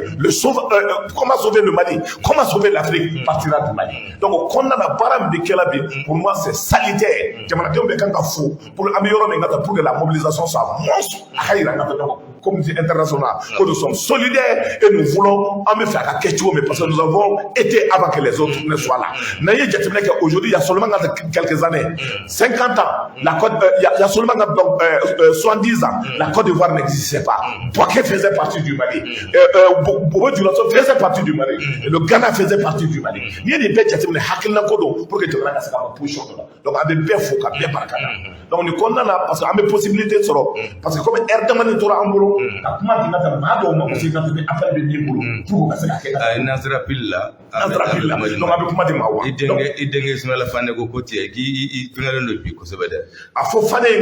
l'engagement patriotique, l'engagement, la détermination, l'énergie que je suis en train de dégager parce que je suis fier d'être malien. Parce que je suis fier d'être malien. Parce qu'on est câblé Togo de Mahambo, donc au lieu de la Congakumabi, dans les trous de Mambo, anti-corroboré, Anyangata Jamra, Amata, Amaboyorekana, do Coroboro do Boraka, Yororekana, Borayorekana, Donoma Boyo Singata, Anya Malia, Ayan Soria, Abatakamia, Our Blue Samveri, Ebi, Amblend Amatanga Sokala Dumudo, out of the Amorota Laufega, the Dumugala, where about the Chefarundi, no to go on what you call Nanasisa. Malidem Beban go Bega Wodi. Slogan du Manekanga d'abord, slogan ma famille parce que tantôt, deux go pour aller soutenir la transition. Deux go pour aller soutenir l'armée. Non, deux go pour aller défendre l'Islam. Le slogan fier, c'est pour aller soutenir le Mali. Pour que le Mali ne disparaisse. Ah, ok. Le slogan est au trône. Donc c'est pour aller soutenir le Mali. Mali qu'on a armée B, parce que l'armée n'est pas politique. Français Banco, Allô, salam alaikum. Amina ni sɔgɔma somɔgɔw a bɛ baasi t'a la a bɛ Ala tanu ko quelqu'un en lui-même ko cɛfarinya ye si de ye ko dɔ satɔ dɔ bɛ wuli siga t'o la ko vraiment il fait la fierté du papa Ala ka hinɛ ni alisilamɛ Amin ya Rabbi ya Rabbi cɛkɔrɔba fɛnɛ don musokɔrɔba a nɔgɔyara alhamdulilayi bi ka wusa Ala ka nɔgɔya kɛ cɛkɔrɔba ni musokɔrɔbaw bɛɛ Amin ya Rabbi Allah Amin ya Rabbi Amina Nam bi ye donba ye oui bi de tɔgɔ ko indépendance du Mali Musa Modibo Keita y'a ta kɛ awɔ taara n bɛ kuma min na ko cɛfarinya ye si de ye kosɛbɛ u ye ko min to ko fana bɛ baara la o kɔfɛ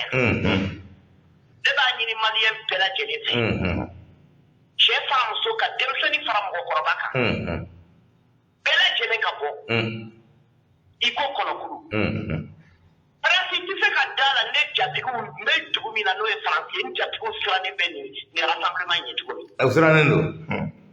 Prince sirannen b'a ɲɛ dɛ Allahu akbar kabini dugu jɛra u bɛ k'o de fɔ ko mobilisation bɛna kɛ wa k'a tɛna kɛ wa u b'o kuma de kabini dugu jɛra ne fura dama i ka antenne na n b'o de f'i ye ko tubabu tɛ balo ma a bɛ siran de donc u ka nkalon de bɛ jɔ u la bi jama min bɛ bɔ u ye fɛn fɛn min fɔ dunuya ye awɔ k'olu bɛ ka anw de dɛmɛ contre les autorités maliyɛnw de bɛ bɔ k'a yir'u la k'u ye nkalon tigɛ nkalon f'i ye cɛ ni muso bɛɛ ka bɔ kanubaga bɛɛ lajɛlen ka bɔ n'utogo i ka foli kɔnɔ i ɲinɛna yɔrɔ fila kɔ yɔrɔ fɔlɔ o ye Gbagbo n'a ka parti ye n b'o fɔ ko barika da olu fana bɔlen bɛ ka Mali dɛmɛ yɔrɔ filanan ya aw yɛrɛ jɛɲɔgɔn journaliste Afrique centrale Afrique Média an b'o fo k'o barikada aw y'u fo k'u barikada u Ouais. bɛ baara de la Mali non c'est vrai donc k'a fɔ bɛɛ lajɛlen Juma Mubarak n b'an ka cɛkɔrɔba n'an ka dɔnnikɛla ni bɛɛ lajɛlen fo mɔgɔ minnu murutilen bɛ fasodenjugu minnu murutilen bɛ Ala ka hakili ɲuman d'u ma yanni ɲɔgɔnna cɛ ya rabbi Allah parce que hali u fufa fu u bɛ muruti min a bɛ fo donc Ala k'an kisi o ma ya rabbi u kan'u kɔtiye bi awɔ salamu aleykum wa rahmatulahi taala wa barakatuh merci wa alaikum beaucoup salam wa rahmatullahi ta'ala wa barakatuh Prince min profiter an bɛ faransi kaw ka palais citoyen mɔgɔw fo n ka taa donc comme n y'a f'i ye cogo min na donc mobiliselen bɛ yan koyi awa faransi mobilisation jumɛn bɛ yen anw mobiliselen don bi ye ambassade ye sini ye ambassade de Ghana merci beaucoup malien diaspora bɛɛ bɛ taa manifestation meeting kɛ ambassade de Ghana la Paris donc k'an ka mécontentement yira awɔ Prince ne yɛrɛ ye drapeau 100 de bila ka taa di commune 3 denmisɛnninw ma i y'a fɔ awɔ donc hali bi Ala k'an dɛmɛ fasodenya la ya rabbi salamu aleykum wa ka foli alaikum lase salam wa komi n y'a f'i ye rahmatullahi cogo min na tan donc palais citoyen ka donc an b'o fo Burkina ba yan'an ma donc Sénégal k'o fo n ba fana bɛ yen an k'an ba ta fɔlɔ Bafanta an ka ba fana an ni sɔgɔma ani sɔgɔma an ba ni sɔgɔma Bafanta sɔgɔma an ba ni sɔgɔma nugu dogo ni sɔgɔma an ba de ba ko tiɲɛ fɔla nugu dogo Ala de b'i sara ami nugu ɲɔgɔnna tɛ Mali kɔnɔ o a ɲɔgɔnna tɛ yen ko mɔgɔ min bɛ se ka maliyɛnw bila sira kan awɔ ne yɛrɛ kɔni de man kɛnɛ n'o tɛ ne de tun bɛ kɛ jama fɔlɔ ye bi nka Ala k'aw dɛmɛ ami ya a rabbi baara la ami nugu bɛ nin janfa ta ka anw sɛgɛrɛ walahi ka nugu tɔgɔ balolen to u ka janfa tɛ t'anw na ami parce que a bɛ tiɲɛ de fɔ bɛɛ lajɛlen kan dɛ an b'a fɔ bi an b'a fɔ sini an ne ma taa ne den bɛɛ bɛ taa ni fɛn merci beaucoup walahi Ala de bɛ nugu sara walahi merci beaucoup ne ba ni tiɲɛ de fɔ a ka kuma bɛɛ dakika ye o de ye ne musokɔrɔba in tugula wa n ye arajo san ne nugu togo de kama man ka arajo san mɔgɔ wɛrɛ kama dɛ nugu ani presse an ka arajo donc Ala k'aw dɛmɛ ami ya rabbi ne ba ne kɔni b'a fɔ ami ya rabbi Allah ami merci beaucoup aba merci an b'i fɔ i Tarawele an bɛ Bafanta Tarawele fo an musokɔrɔba an b'a fɔ kosɛbɛ ka fo ka barikada ka an ka Umar Pujugu k'o fo nin waati in kɔnɔna na ka maaw bɛɛ lajɛlen fo continue ne maa wɛrɛ bɛ se ka don an bɛ se ka mɔgɔ dɔw ta donc komi n y'a f'i ye cogo min na an mara mɔgɔw an b'o fo k'o barikada foli bɛ lase aussi nka donc a ye min fɔ palais citoyen mɔgɔw ma Sénégal ka taa o ye position ta ka foli lase ko Filamdi n'o bɛ RDC ka taa k'o fo k'o barikada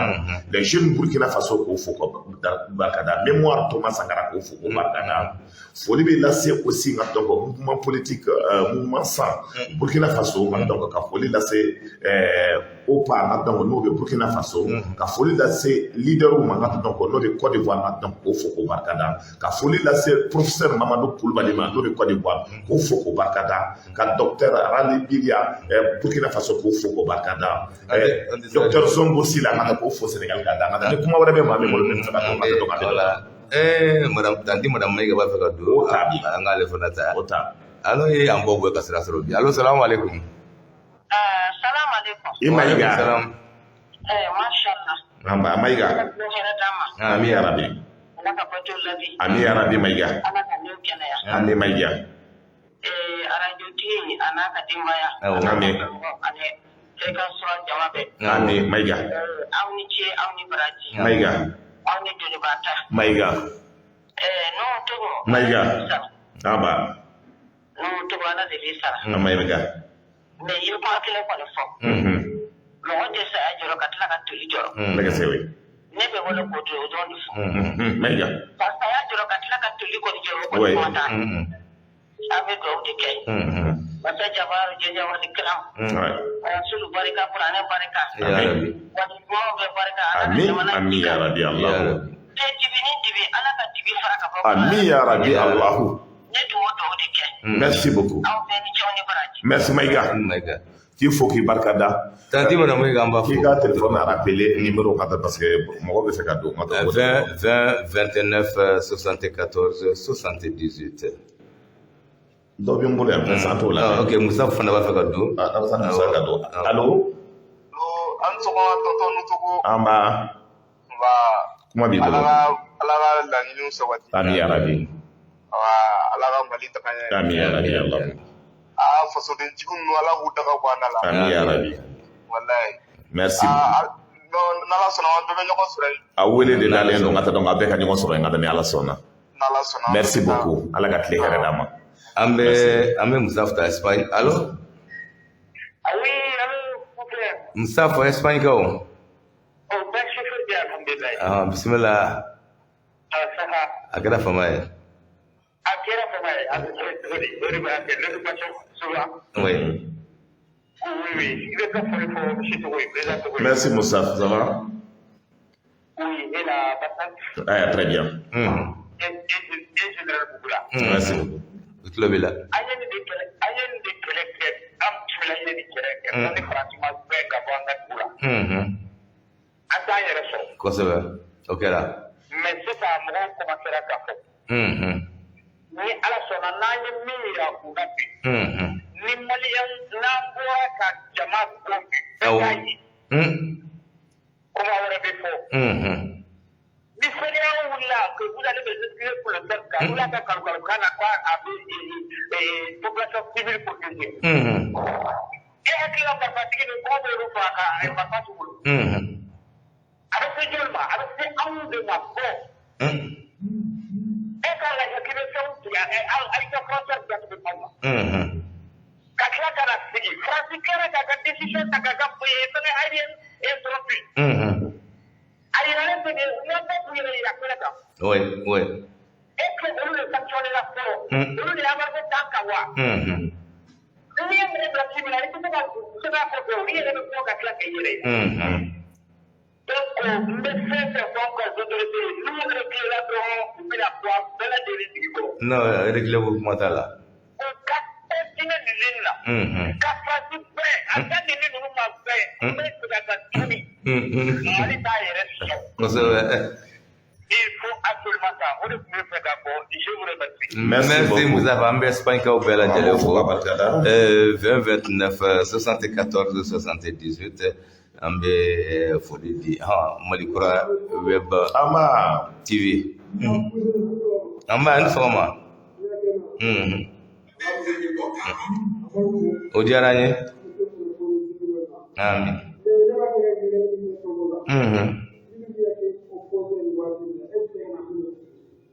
I tulo b'a la nɔ. Comme min b'i oppose la nin na Mali ko la.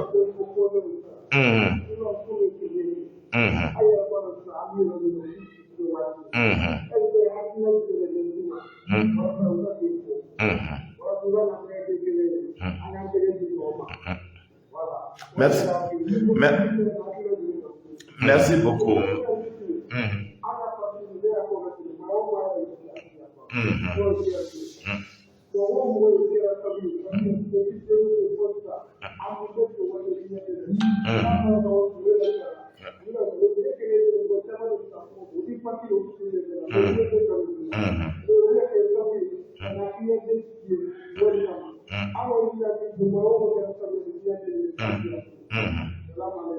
Merci beaucoup. An tɛ fɛ ka bi an da don politique ko ninnu na. Donc an bɛ fɛngɛ bɛɛ kɛ mobilisation la. Allo oui. Oui, salam alaikum. Tɔgɔ ni jamu k'an wele ka bɔ min? Ok. Somɔgɔw. Bisimila.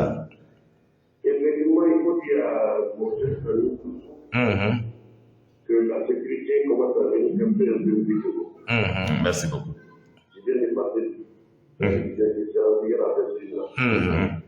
Il a eu assez au conjugué des autres des femmes. Merci beaucoup.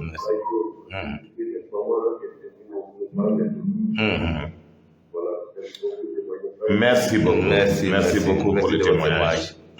Merci beaucoup. 29 74 78 radio fréquence allo. Salam alaikum. Tɔgɔ ni jamu k'an wele ka bɔ min? Biyagi somɔgɔw. Alhamdulillah, bisimila.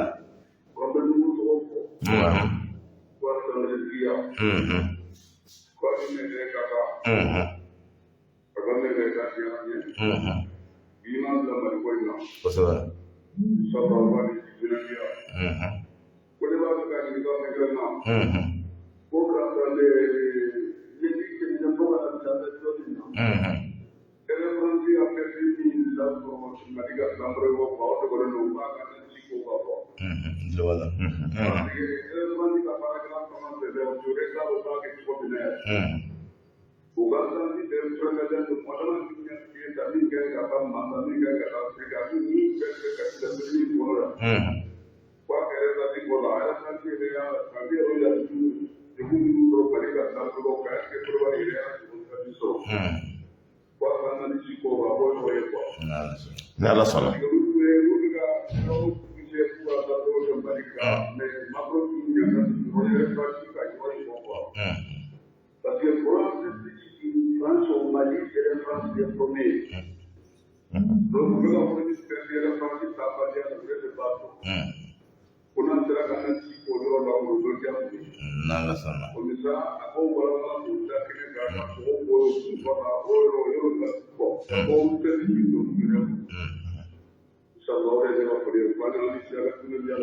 Merci. On me France qu'on faut. 20, 29. Oui, vous avez voulu. 20, 29, 74, 78. Allô? Salam alaikum. Toi, Ani Jamu Kamel Kaboni. Télé Somo. Alhamdulillah. Ujaranya. Awa Bigausa. Amin ya Rabbi Allah. Amin.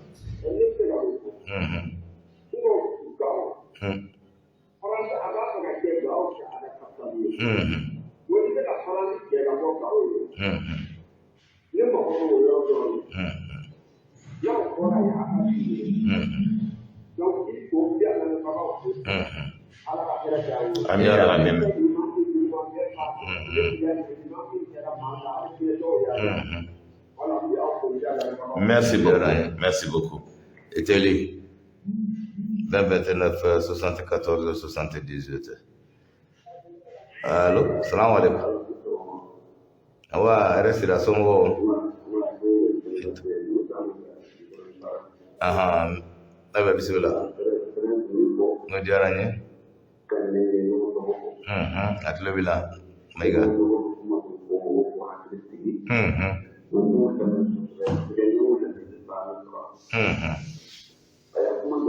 No.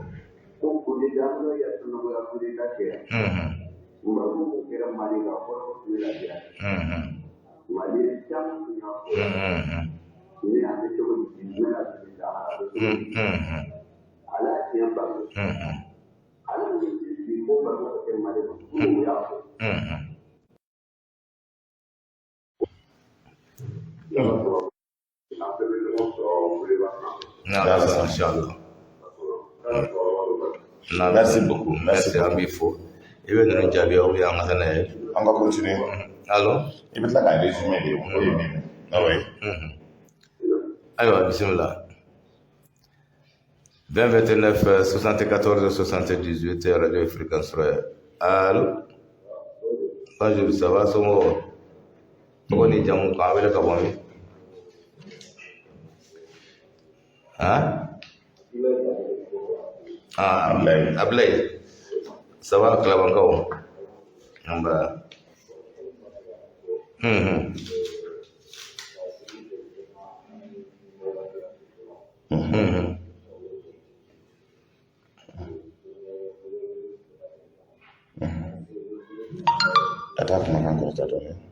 E kuma kan kɔrɔ an tɛ e tɛ ye kuma kosɛbɛ ni fɛn kɛ i bɛ ka telefɔni na.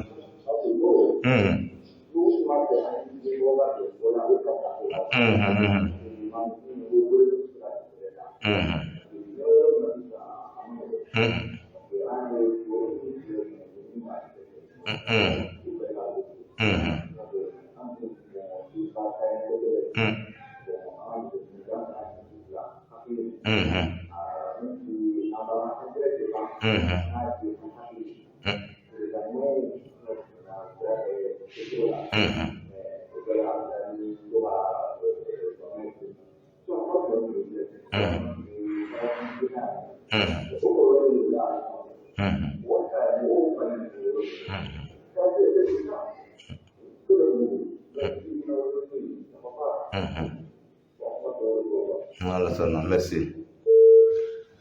2029 74 78 radio fréquence là. Alaikum salam wa rahmatullahi. Tawani jamu. Bismillah.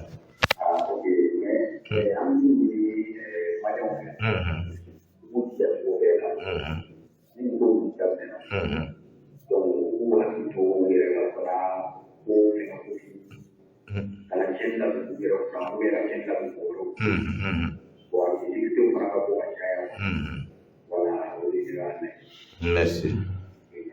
2029 74 78 radio et fréquence. Allô? Allô, salam. Dawi ka radio Magana. O jaranya. Itu ni jam iba mele kaboni. Umar? Ah, itu dia, merci.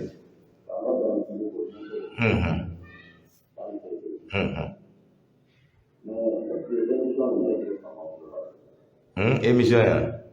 Ubame. Numa usomo ubame ubame.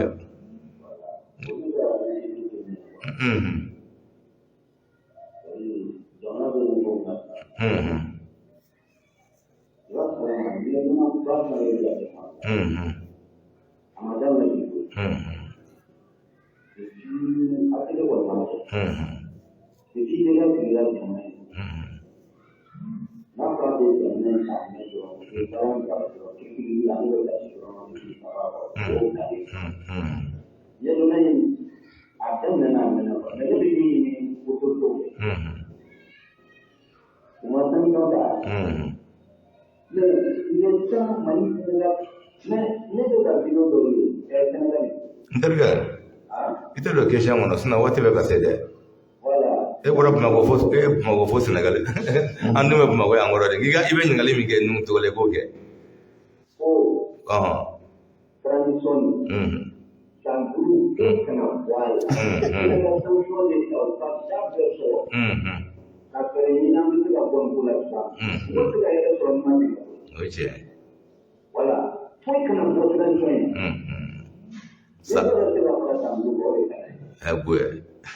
Merci. Donc, frère Santi bita joya ke ne juru sala ma mo ko leta. Awa ngamo ke dalo assalamu alaikum ngombel sirala adu. Oui. 29 74 78 radio fréquence sur awakil na mi question mi mbogulo. Allo assalamu alaikum. E dobi gara jola ko kimba wala. Toros dula. Mbai to ni jamu ba mele ka bomi. Ah, si sogo. Somo. Merci. Avec le bilan.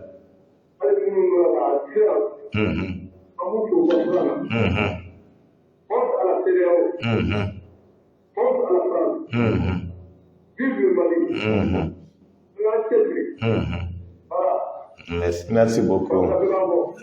Merci Sissoko amigo. Avec le bilan.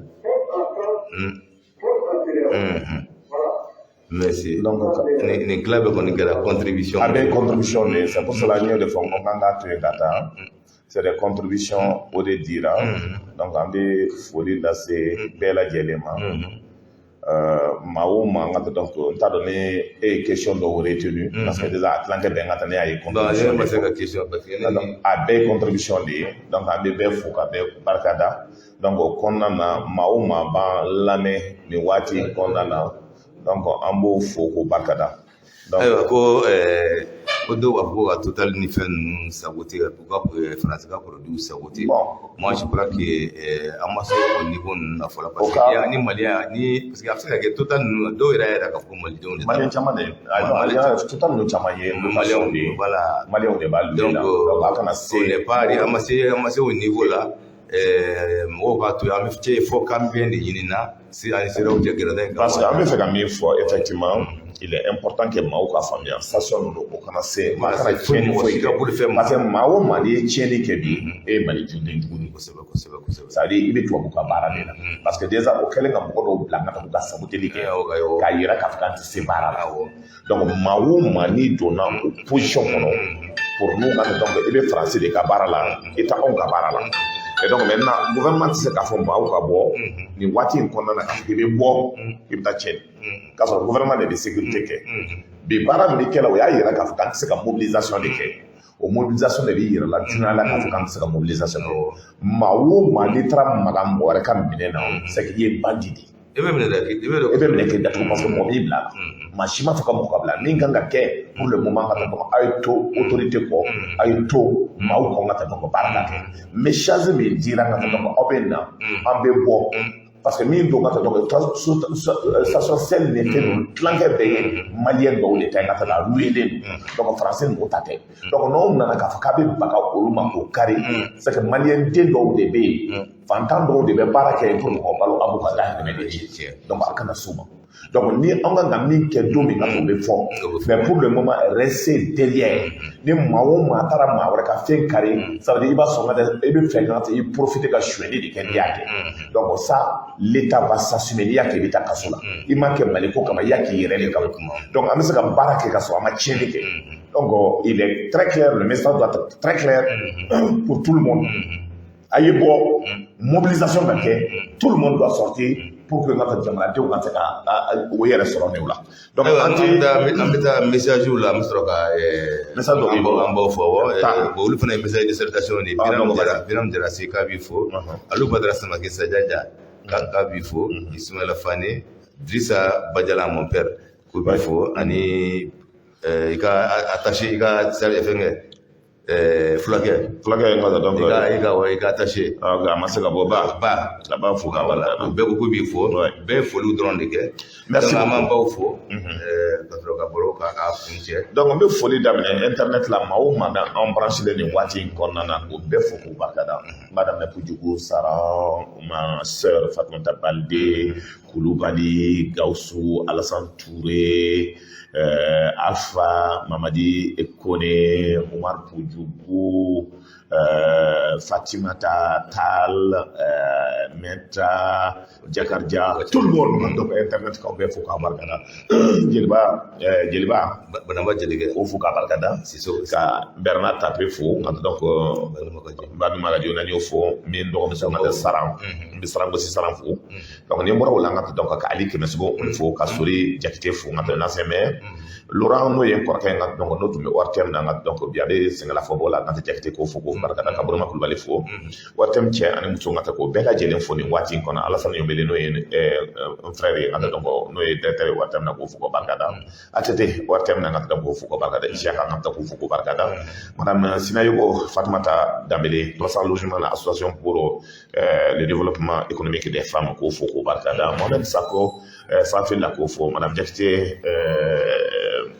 Awa Doumbia directrice des ressources humaines n ka taa an b'o fo k'o barikada Franti Bama n ka k'o fo k'o barikada madame Sinayogo Aminata n ka donc k'o fo k'o barikada Ɲare Bazila n ka taa colonel Fadio k'o fo k'o barikada n kɔrɔkɛ Mamadou Dipasi l'ancien ministre n ka k'a fo k'a barikada nin waati in na a muso n ka donc ale bɛ ka dugawu k'a ye n ka donc ala ka kɛ farijagabɔ ye n ka donc foli lase madame Sumano Fatumata Bambara n'o ye USR ɲɛmaa dɔ ye n ka k'o fo ka aussi ka Mamadou Jawara fo ATT Bugu la n ka ka Master Sumi aba k'a fɔ nin waati in na Yelifuzu k'a fɔ k'a waati in na Adam Sisoko n'o ye maître Demba n ka donc a ba a fari Mandala ko ka dugawu k'a ye n ka donc n y'o f'i ye Vivant Lafiyabugu k'o fo Kumba Jakite n ka donc n'o ye an balimamuso ye 1800 logements na ani n balima ninnu bɛɛ bɛ n balimamuso bɛɛ bɛ 1800 logements na ATT Bugu la n'o bɛɛ b'an lamɛn nin waati in kɔnɔna na donc k'o fo k'o barikada n balimamuso b'a dɔn n b'a ale min ma n ka taa Hawa Sila n ka taa k'o fo k'a barikada Mali joueurs bɛɛ lajɛlen ka dugawu k'o ye n ka to ka na ni coupe ye madame Awa n ka taa Traoré n'an b'a fɔ a ma ko Hawa Dian donc k'o fo k'a barikada madame Buru n ka donc Hawa n ka taa ale k'o fo ka Grand Willy mɔgɔw ni y'aw fo k'a barikada madame Traoré assistant Sisili Jakite o bɛ hippodrome na k'a fo k'a barikada colonel kɔrɔkɛ Dramane Traoré n'o ye gendarme kɔrɔ ye k'o fo k'a barikada Penda n'o ye Ibe muso ye n ka taa nin waati in na k'o fo k'a barikada Kader k'o fo k'a barikada madame Wuli n ka donc madame Ole Sisoko n ka n'o bɛ hippodrome na k'o fo k'o barikada taximan Nusamba n ka k'o fo ka Isa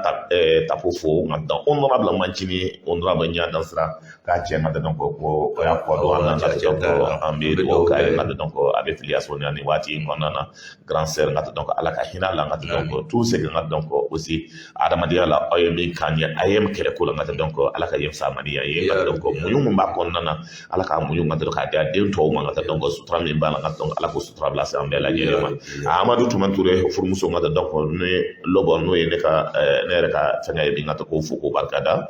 n'an bɔra o la aussi ngata sala babi n'o ba ngata donc n'o ye muso sabanan ngata ko fo ko barika da an hali n'a man d'aw ye mamuna ture ngata donc sala babi ngata donc ba cɛ de ne ngata k'a fo ka barika da jɔn wɛrɛ ngata donc muso caman de bɛ bolo a kana jiga o la ngata ala de y'o kɛ n ye ngata donc madame Diallo hamdalaye sara ko fo ka barika da madame Cissé ngata donc n'an b'a fɔ a ma ko Astan Traoré n'o ye Sumala furumuso ye n'o ye n ka sabanan ye ko fo ko barika da Banu Magaji ko fo ko barika da n bɛ foli lase Bintu Kamisogo ma ko fo ko barika da foli bɛ lase Seydou Traoré ma ko fo ko barika da Safiatou Kone n'o ye sage femme ye an b'o fo madame Doumbia Buguba la ko fo ngata donc Sila n'o ye n ka cɛkɔrɔba conseil spécial Alou Samake ko fo ko barika da madame Aminata Maïga Mariam Maïga Bafanta Bakaja nka donc o bɛɛ fo nka donc Sogoniko foli bɛ lase aussi n tɛ ɲinɛ an ka tabaga ye o kɔ k'o fo ka bara Paul n'o ye an ka Sumala ka gardien nka donc k'o fo k'o barika da Nɛnɛ k'o fo k'o barika da ka bɛɛ don kiramanto na nka donc ka kuma tɔn sigi ma. Ayiwa an b'an balakaw fo tanti madame Mayiga Bafanta Tarawele Maimuna Diallo na an ka foli k'u bɛɛ lajɛlen ye n'a b'a fɔ bolibana ka dionkaw fo Umar Jakite an b'a fɔ Dio ka Dio maire ka ale fo an tɛ ɲinɛ badabada madame Tarawele Mariam Jara Ɲamana Garabala madame Ɲafo Fati Bengale an b'a fo ka badabada foli k'a di Mama Jakite an b'a ale fo an tɛ ɲinɛ Falen Kulibali Wulematusi hippodrome na an ka foli k'u bɛɛ Dadosi Mamusi an b'u bɛɛ lajɛlen fo ko ni sɔgɔma an ka kɛnɛ ka foli di badabada Malikura Maliweb TV an ka foli u ye radio an tɛ ɲinɛ fɔ radio donc culture n'o bɛ Kucala mara la Adama Sogɛl nka donc ko fo ko barika n'o ye coordinateur ye an tɛ ɲinɛ ka Masi fo n'an ye foli lase an bɛ Kasim Traoré fo ka foli lase an terikɛ n'o ye Sax ye Mɔrijaje Siso Sako nka ko fo ka barika da radio FR3 radio Sax ka radio nka donc RFM na Masi fo nka donc radio BCFM na nka donc Touré yɛrɛ nka donc no b'an bolo nka donc journaliste do ka fo ka barika da n'a y'a ka direct kɛ nka donc ka foli lase nka donc tɛ ɲinɛ nka cɛ ma ba nka k'a fo ka barika da maa o maa bɛ kɛnɛ kan ani maa o maa bɛ yɔrɔ bɛɛ nka parce que an tɛ se ka bɛɛ tɔgɔ fɔ nka k'a bɛɛ don kira maintenant seule adresse aujourd'hui a min ɲinilen don nka donc pour an ka ɲɔgɔn sɔrɔ nka donc pouvoir kan k'a fɔ maliyɛn cɛ ani muso bɛɛ lajɛlen wele de bilalen baw la kabilatigiw ma donc diinɛmɔgɔw ye weleli kɛ nka donc silamɛw ye weleli kɛ chrétiens ye weleli kɛ selibaw ye weleli kɛ selibatanw ye weleli kɛ nka donc gouvernement ye weleli kɛ a ɲinilen don Mali bɛɛ de ka bɔ k'a jira k'a fɔ nka donc an bɛ Mali ko de la nka Mali ko ye nka donc a tɛ se ka kɛ ka tɛmɛ maliyɛnw tɔw kan nka k'a jira nka k'a fɔ région kɔnɔna na ka cercle kɔnɔna na arrondissement kɔnɔna na bɛɛ ka bɔ nka donc ka wele lase nka donc cɛ ani muso bɛɛ lajɛlen ma donc a foli di nka donc maa o maa b'an lamɛn se bɛ Ala subahana wa taala de a bɔ k'a d'a deli an bɛ Ala fo nka k'a barika da ale bɛ don yira an na ka tila ka fo k'a barika da pour que a ka jamanadenw hakili sigi nka ka jamanadenw hakilina di ɲɔgɔn ma k'o tɛgɛ di ɲɔgɔn ma pour que an bɛ gɛlɛya min kɔnɔna na an ka ɲɔgɔn lamɛn an ka bɔ a kɔnɔna na nka foli de bɛ ne bolo k'a fɔ nka ni dɔwɛrɛ t'i bolo an bɛ ɲininkali minɛnw cɛyara ka ban a minɛn sandira ka ban donc maa minnu tun bɛ kumaso kɔnɔ yan bi an y'a jira maa min b'an ka jaw ta k'a fili diɲɛ bɛɛ lajɛlen k'a sɔrɔ n'o ye Usain Bolt ye o fari man d'a la dɔɔnin bi a fari man d'a la an bɛ dugawu kɛ Ala ka nɔgɔya k'a ye maa min tun b'a fɛ so kɔnɔ yan bi o ye Touré ale fana ye journaliste ye a bɛ Malikura web TV la donc ale de nana jaw ta bi k'a fili diɲɛ bɛɛ lajɛlen k'a ye an bɛ Touré an b'a fɔ n ka bisimila Samba Ba ale fana tun bɛ kumaso kɔnɔ n'o ye ka attaché donc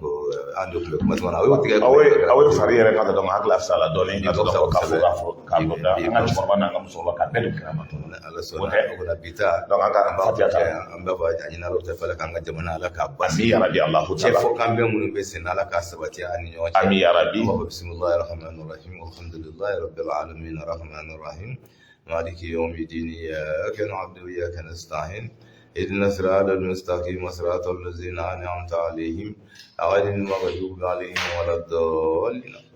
ربنا آتنا في الدنيا حسنة وفي الآخرة حسنة وقنا عذاب النار سبحان ربك رب العزة عما يصفون والصلاة على المرسلين والحمد لله Wassalam. Ami ya rabi Allahu. Donc, ka bɛɛ fo Jakarija et min b'an lamɛnna fɔ Gabon et Arama. Merci et bonsoir.